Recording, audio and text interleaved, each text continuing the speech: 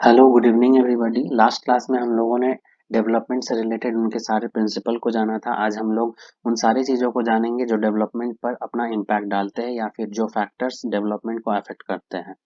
तो स्टार्ट करने से पहले अगर मेरे वीडियोस आपको अच्छे लगे तो प्लीज़ इसे लाइक कीजिए और मेरे चैनल को सब्सक्राइब कीजिए ताकि आपको मेरे द्वारा अपलोडेड वीडियोस की नोटिफिकेशन सही समय पे मिल सके। तो स्टार्ट करते हैं।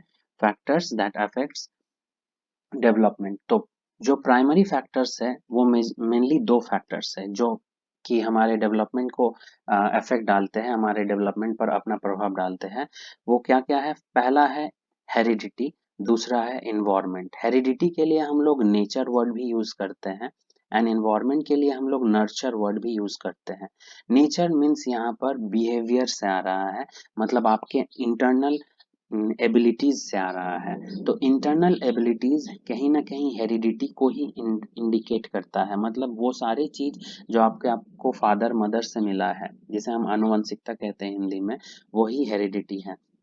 तो एग्जाम्पल के तौर पे मैं अगर बताना चाहूँ कि हमें वो सारी चीजें जो हमें अपने फादर मदर या अपने एंसेस्टर से मिले होते हैं उन सबको इसके अंदर इंक्लूड किया जाता है, हेरिडिटी के अंदर।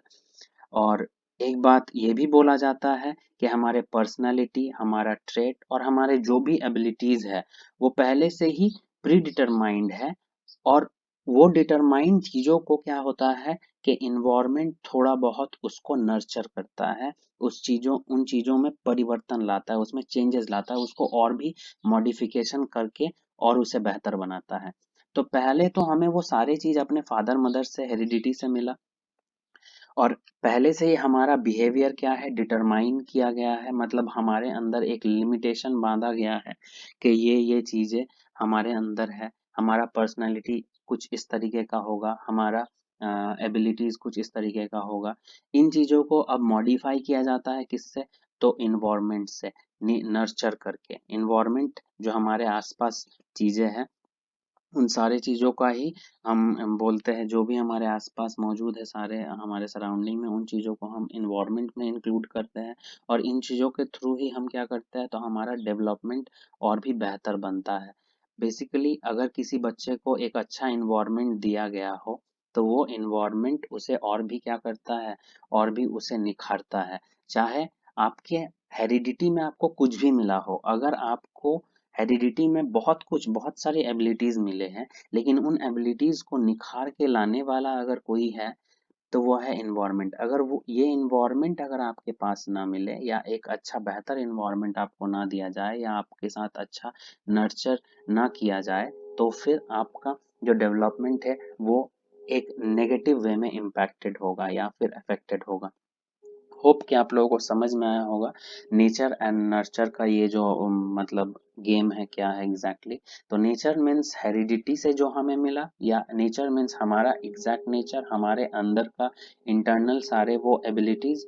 एंड नर्चर मीन्स उन एबिलिटीज को निखारने वाला चीज, उन एबिलिटीज को और भी मरम्मत करके सामने लेके आने वाला चीज। तो एक, अगर बच्चे के पास अच्छा हेरिडिटरी कैरेक्टर्स गया है या फिर मिला है उसको अपने फादर एंड मदर से, और उसके पास, उसके आसपास एक अच्छा इन्वायरमेंट अगर है, तो क्या होता है कि उस बच्चे के जितने भी एबिलिटीज होते हैं वो और भी निखर के आते हैं। और इसीलिए वुडवर्थ ने एक बात भी बोला था कि व्हाट इज डेवलपमेंट? तो development is nothing but interaction of heredity and environment. इसीलिए उन्होंने इस तरीके से एक इक्वेशन भी दिया था, that development is equal to heredity into environment. Next हम लोग ये सारे जो दो चीजें हमने पढ़ा, हेरिडिटी एंड इन्वायरमेंट, ये दो चीजें प्राइमरी फैक्टर्स है जो अफेक्ट करते हैं डेवलपमेंट को, और इन सब से ज्यादातर क्वेश्चन बनते हैं, इसीलिए मैंने इसे पहले बताया। और सेकेंडरी जो है, ये कि जो कि मतलब जिनका मतलब आप बोल सकते हो इम्पैक्ट पड़ता है बट बहुत कम, वो है फेवरेबल इंटरपर्सनल रिलेशनशिप। तो एक इंसान का या एक बच्चे का अपने दोस्तों के साथ या अपने रिलेटिव्स के साथ, अपने आसपास के सारे लोगों के साथ जैसा रिलेशन रहेगा, उसका डेवलपमेंट उतना ही अच्छा बनेगा। अगर बच्चे का रिलेशन अपने आसपास अपने फ्रेंड्स के साथ अच्छे हैं तो वो बच्चा ज़्यादा उन लोगों के साथ खुलेगा। लेकिन अगर वो बच्चे का रिलेशन उनके साथ अगर ज़्यादा अच्छा नहीं है या फिर एक नेगेटिव रिलेशन है, तो फिर वो बच्चा ज़्यादा ही क्या होते जाएगा, इंट्रोवर्ट होते जाएगा, वो लोगों के साथ कम बोलचाल करेगा। देन दूसरा है हमारा इसमें न्यूट्रिशन। न्यूट्रिशन भी इम्पैक्ट डालता है। जब तक आप देखोगे कि एक अच्छा खाना किसी बच्चे को आप नहीं दोगे तो उसका नरिशमेंट भी अच्छा नहीं होगा, वो फलेगा या उसका फ्लरिशमेंट अच्छे से नहीं होगा। जब तक कोई बच्चा फिजिकली फिट नहीं होगा तो वो मेंटली या सोशली कैसे फिट हो सकता है। और हमने पढ़ा भी था प्रिंसिपल ऑफ डेवलपमेंट में कि डेवलपमेंट जो है वो सारे डेवलपमेंट के डोमेन एक दूसरे से रिलेटेड है, चाहे वो फिजिकल डेवलपमेंट हो, चाहे वो कॉग्निटिव डेवलपमेंट हो, या फिर चाहे वो सोशल डेवलपमेंट हो। तो अगर कोई बच्चा फिजिकली अनफिट रह रहा है due to lack of good nutrition, तो फिर उसका कॉग्निटिव डेवलपमेंट पर भी इसका इम्पैक्ट पड़ता है और इसका सोशल डेवलपमेंट में भी एक अच्छा इम्पैक्ट पड़ता है। थर्ड है हमारा डिजीज।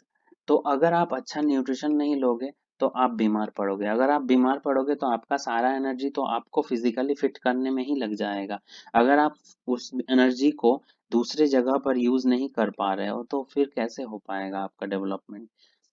फोर्थ है इंडोक्राइन ग्लैंड्स। तो इंडोक्राइन ग्लैंड्स कौन से ग्लैंड्स होते हैं, जनरली वो सारे ग्लैंड जो डक्टलेस होते हैं या जो अपने जो सिक्रेशन होता है जिसे हम हार्मोन बोलते हैं वो डायरेक्टली किसमें सिक्रीट करे, तो ब्लड में सिक्रीट करे। इसका एग्जांपल आप अगर लेना चाहो तो जैसे पिट्यूटरी ग्लैंड हो गया, उसके बाद हमारा आप बोल सकते हो तो थायराइड ग्लैंड हो गया, टेस्टिस हो गया।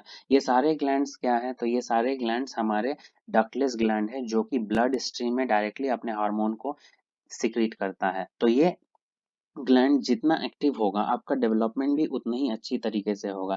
फॉर एग्जांपल हमारे बॉडी में जो एक ग्लैंड होता है that is pituitary gland. Pituitary gland अगर हमारा खराब रहता है या मेल फंक्शनिंग करता है तो फिर क्या होगा कि हमारा डेवलपमेंट पे, ओवरऑल डेवलपमेंट में हमारा एक बहुत बड़ा इम्पैक्ट इसका पड़ता है, एक नेगेटिव इम्पैक्ट जाता है। लेकिन अगर यही पिट्यूटरी ग्लैंड क्या होता है, अच्छा काम करता है, तो फिर हमारा जो डेवलपमेंट होता है वो अच्छा होता है। पिट्यूटरी ग्लैंड के कारण दिखेगा आपका हाइट भी नहीं हो सकता है, अच्छे तरीके से नहीं ग्रो कर सकता है। बॉयज में जैसे दाढ़ी वगैरह या फिर उनका जो मूंछ होता है, ये सारी चीजों का मतलब डेवलपमेंट नहीं होगा। देन सेक्स, ये भी एक बहुत बड़ा फैक्टर है। जनरली बॉयज एंड गर्ल्स का अगर हम कंपेयर करें तो सेक्स जो है ये भी कहीं ना कहीं डेवलपमेंट पर एक असर डालता है। बेसिकली जो गर्ल चाइल्ड होती है उनका डेवलपमेंट बहुत जल्दी होता है इन कंपैरिजन ऑफ बॉयज। तो अगर कोई बॉय है या अगर कोई गर्ल है तो डिपेंड करता है कि बॉय का जो डेवलपमेंट होगा वो उसके सेक्स के अकॉर्डिंग होता है और गर्ल का जो डेवलपमेंट होता है वो उसके सेक्स के अकॉर्डिंग होता है। बट हाँ कहीं कहीं ये चीजें फेल भी करती है। ऐसा नहीं है कि हाँ गर्ल चाइल्ड का डेवलपमेंट बहुत फास्ट हुआ होगा, हाँ फिजिकली डेवलपमेंट फास्ट हुआ होगा, हो सकता है कॉग्निटिवली बॉयज का फास्ट हुआ हो, या हो सकता है कि बॉय का कॉग्निटिवली उतना फास्ट नहीं हुआ हो, गर्ल का ही फास्ट हुआ हो, ये भी हो सकता है। फैमिली स्ट्रक्चर, फैमिली स्ट्रक्चर भी जो है बहुत इम्पैक्ट डालता है डेवलपमेंट पर। अगर कोई बच्चा जितना बड़े फैमिली में या जॉइंट फैमिली में रहता है देखिएगा, उस बच्चे का जो रिलेशनशिप होता है एक मेजर मास के साथ होता है या बहुत सारे लोगों के साथ होता है। तो वहाँ पर उसके पास जो स्किल एक्विजिशन का जो मतलब मौका होता है वो काफी तरह का होता है। मतलब लोग जब ज्यादा रहते हैं तो ज्यादा तरीके का स्किल उसको सीखने का मतलब अपॉर्चुनिटी मिलता है। बट अगर वो एक स्मॉल फैमिली में रहे तो वहीं पर उसको उन चीज़ों से कहीं ना कहीं उन चीज़ों के लिए दूसरे चीज़ों के ऊपर या दूसरे लोगों के ऊपर निर्भर करना पड़ता है। साथ ही साथ सोशलाइजेशन पर भी बड़े फैमिली का जो सोशल मतलब इम्पैक्ट है सोशलाइजेशन के डेवलपमेंट में वो काफ़ी बहुत ज़्यादा है। लेकिन सोशलाइजेशन एक छोटे फैमिली के बच्चे में या न्यूक्लियर फैमिली के बच्चे में बहुत कम होता है या फिर बहुत लेट से होता है in comparison of large family. Hope कि आप लोगों को ये चीज़ समझ आया हो। इसके नेक्स्ट सेशन में हम लोग जब नेक्स्ट वीडियो में बनाऊंगा तो इसमें ग्रोथ एंड डेवलपमेंट से कुछ क्वेश्चन मैं लाऊंगा, उसे आप लोगों के सामने रखूंगा और उसे हम सॉल्व करने का कोशिश करेंगे। अभी के लिए हम इतना ही रखते हैं। और अगर आपको कोई भी डाउट हो इस वीडियो के रिगार्डिंग या कोई भी वीडियो के रिगार्डिंग, आप उस वीडियो के नीचे प्लीज़ उसको कमेंट में लिखिए, मैं आपके कमेंट का आंसर देने का कोशिश करूंगा। सो आज के लिए हम इतना ही रखते हैं, फिर हम लोग नेक्स्ट क्लास में आगे बढ़ेंगे। ठीक है, थैंक यू।